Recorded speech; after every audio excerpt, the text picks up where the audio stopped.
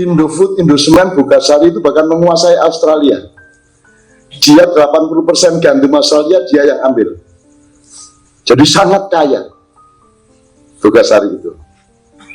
Saya ingin katakan sama Anda, itu semua Bogasari, Indofood, Indosemen, seluruh perusahaannya itu omsetnya tidak lebih dari 45 triliun. Tommy Winata mungkin bisa 5 kali lipat. 3 konglomerat lainnya di bawahnya.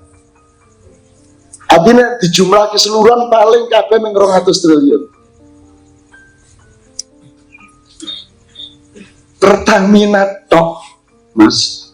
Pertamina tok itu omsetnya 450 triliun.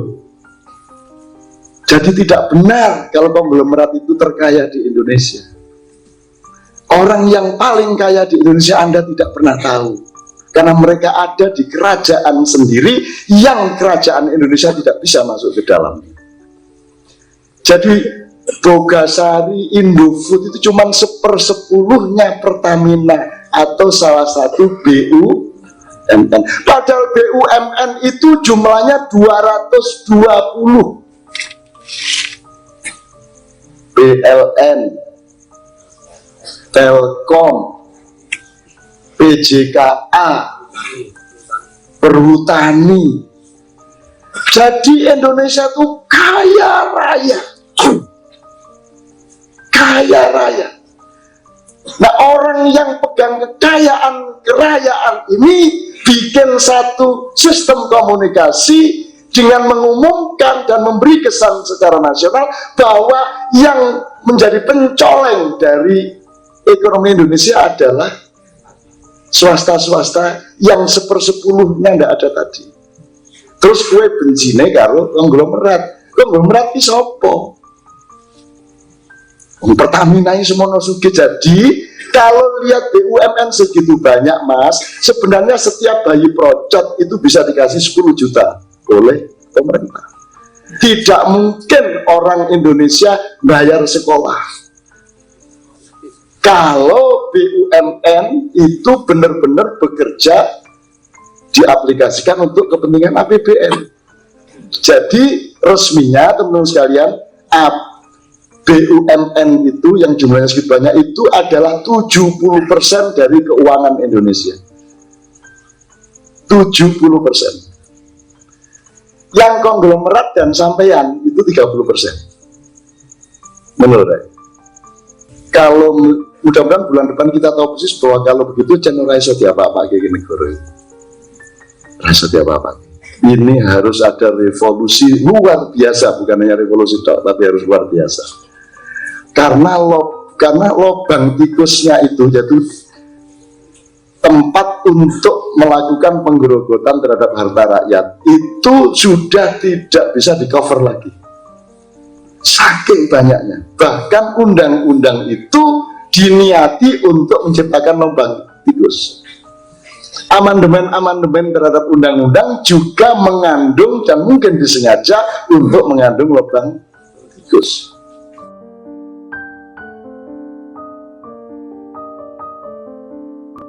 Nyuwun sewu ojo nganti kiai, ulama, ustadz dadi profesi. Ya piye nek dadi profesi. Bahkan guru ojo dadi profesi.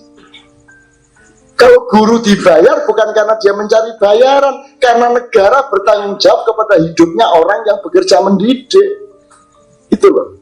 Konteksnya bukan guru cari bayaran, konteksnya karena negara wajib menghidupi pendidikan, wajib menghidupi kesehatan masyarakat, wajib menghidupi agama, dan wajib menghidupi kebudayaan. 4 itu. Nah sekarang filosofi konstitusi kita sama sekali tidak memperhitungkan itu.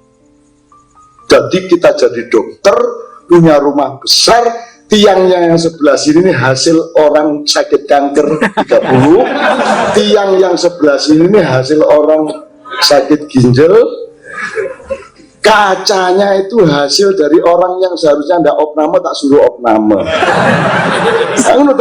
Karena kebaikan hati dan pertolongan kepada sesama umat manusia ini dikapitalisasikan, dikomoditikan. Maksud saya gini loh, Rek. Alat kedokteran nyuntik, untuk ngoperasi, untuk ronsen, gedungnya, kacanya, itu semua memang butuh biaya. Dan itu harus pemerintah yang membiayai. Tetapi ketika dokter memegang ini, itu jangan dihargai, jangan dikomoditikan. Nah, terus gue sebagai menungso ngopo? Terus opo? Dharma baktimu opo? Itu peluang kamu untuk tertolong dan berkasih sayang untuk organi. Nah, sekarang semua sudah menjadi komoditas apa saja. Jadi ono imam sewan, ono ustad bon-bonan, gitu kan. Teman-teman sekalian, sebenarnya sekarang belok dikit tapi untuk menjelaskan ini Pak Mustafa. Anda tahu pernah makan mie? Mie godok, mie goreng, super mie, indomie seterusnya, ya. Itu kan terbesar kan Bogasari, betul. Indofood yang juga punya Indosemen, ya. Indofood, Indosemen, Bogasari itu bahkan menguasai Australia. Dia 80% gandum Australia dia yang ambil. Jadi sangat kaya Bogasari itu. Saya ingin katakan sama Anda, itu semua Bogasari, Indofood, Indosemen, seluruh perusahaannya itu omsetnya tidak lebih dari 45 triliun. Tommy Winata mungkin bisa 5 kali lipat. 3 konglomerat lainnya di bawahnya. Artinya di jumlah keseluruhan paling kabeh meng 200 triliun. Pertamina tok, Mas. Pertamina tok itu omsetnya 450 triliun. Jadi tidak benar kalau konglomerat itu terkaya di Indonesia. Orang yang paling kaya di Indonesia Anda tidak pernah tahu. Karena mereka ada di kerajaan sendiri yang kerajaan Indonesia tidak bisa masuk ke dalamnya. Jadi Bogasari, Indofood itu cuma 1/10-nya Pertamina atau salah satu BUMN. Padahal BUMN itu jumlahnya 220. PLN, Telkom, PJKA, Perhutani. Jadi Indonesia itu kaya raya. Kaya raya. Nah, orang yang pegang kerajaan ini bikin satu sistem komunikasi dengan mengumumkan dan memberi kesan secara nasional bahwa yang menjadi pencoleng dari ekonomi Indonesia adalah swasta-swasta yang 1/10-nya tidak ada tadi. Terus gue benjine karo konglomerat ki sapa? Pertamina ini semono sugih. Jadi kalau lihat BUMN segitu banyak, Mas, sebenarnya setiap bayi procot itu bisa dikasih 10 juta oleh pemerintah. Tidak mungkin orang Indonesia bayar sekolah kalau BUMN itu benar-benar bekerja diaplikasikan untuk kepentingan APBN. Jadi resminya teman-teman sekalian, BUMN itu yang jumlahnya segitu banyak itu adalah 70% dari keuangan Indonesia. 70%. Yang konglomerat dan sampean itu 30%. Menurut saya. Nah, 70% ini tidak pernah terkait sama kesejahteraan Anda. Jadi mulai sehari ini bekerjalah, bercita-citalah bagaimana menjadi pegawai BUMN. Syukur menjadi direktur BUMN. Bulan depan kita akan bikin diagram dengan angka-angkanya, kita sedang usahakan. Dari 70% tadi menjadi APBN, kan gitu kan?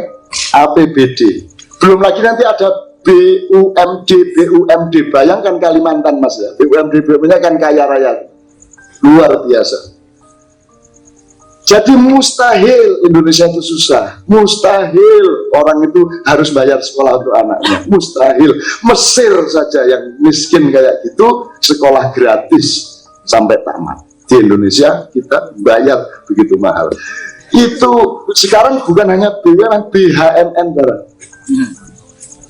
yang curang sebagai perusahaan. Misalnya UGM itu BHMN. Saya sudah tanya, ini bedanya sama perusahaan apa? Ya semacam perusahaan, gitu kan? Ya toh? Nah kalau gitu, saya senang kalau UGM jadi perusahaan. Berarti rakyat akan mendapat pemasukan banyak karena dia perusahaan toh. Berarti UGM akan membayar sewa tanah dan gedung yang sudah dia pakai sejak tahun 45 dulu. Dibayar. Ya toh? Terus gaji dosennya sejak tahun itu dibayar sekarang, dan mulai dia jadi BHMN, dia tidak lagi minta APBN untuk menggaji dosen dan karyawan, karena mereka perusahaan harus menggaji dosen dan karyawannya sendiri. Berarti APBN kita tidak dikurangi oleh adanya BHMN. Asik toh? Asik. Bagus toh, jadi APBN menjadi banyak yang melimpah ke rakyat. Terus sudah dibayar apa belum oleh BUMN? Belum. Apakah itu dianggap utang? Apakah terus pemerintah bikin aturan bahwa setiap BHMN mulai hari ini harus membayar karyawannya sendiri? Kan mereka pegawai negeri, yang bayar siapa? Loh, kalau memang itu perusahaan, ngapain kamu pegawai negeri kata harus itu? Kamu harus cari karyawan sendiri, betul nggak? Sampai ngerti nggak maksud saya ini, Mas? Ya. Nek kowe nggawe perusahaan kowe nggawe warung kuwi lho, Sopyan kuwi nggawe warung di mall-mall, itu nyewa, uangnya berapa, setahun berapa, gaji karyawannya berapa, kulaan bahan berapa, ngedole piro, terus badi piro apa rugi piro, kan begitu. Nah ini perusahaan-perusahaan pendidikan kita ini perusahaan yang mengambil uang sebanyak-banyaknya dari wali murid, tetapi mereka tidak mau bayar karyawannya sendiri, tidak mau menyewa tanah dan gedungnya sendiri, kan begitu. Dan tidak mau membeli alat-alat sendiri, nanti tetap bikin proposal untuk dibantu oleh departemen kementerian untuk mendapatkan alat-alat itu. Maka sekarang beramai-ramailah bikin acara perjuangan karier untuk bisa masuk perusahaan itu. Mergo penak iso golek duit saoke-oke, ning karyawane dibayari, gedungnya disewake. Iki mudeng ora iki? Oke, itu sekedar contoh aja kok teman-teman sekalian. Jadi kalau mudah-mudahan bulan depan kita tahu persis bahwa kalau begitu channel raiso diapa-apa kayak negara ini. Raiso diapa-apa. Ini harus ada revolusi luar biasa, bukan hanya revolusi tok, tapi harus luar biasa. Karena lubang tikusnya itu jatuh tempat untuk melakukan penggerogotan terhadap harta rakyat, itu sudah tidak bisa di cover lagi, saking banyaknya. Bahkan undang-undang itu diniati untuk menciptakan lubang tikus. Amandemen terhadap undang-undang juga mengandung dan mungkin disengaja untuk mengandung lubang tikus. Memproses Nasaruddin aja penuh dengan perdebatan tafsir mengenai satu pasal, dua pasal. Karena memang pasalnya itu dulu dibikin dengan lubang-lubang tikus, sehingga dia relatif terhadap tafsir. Gitu teman-teman sekalian.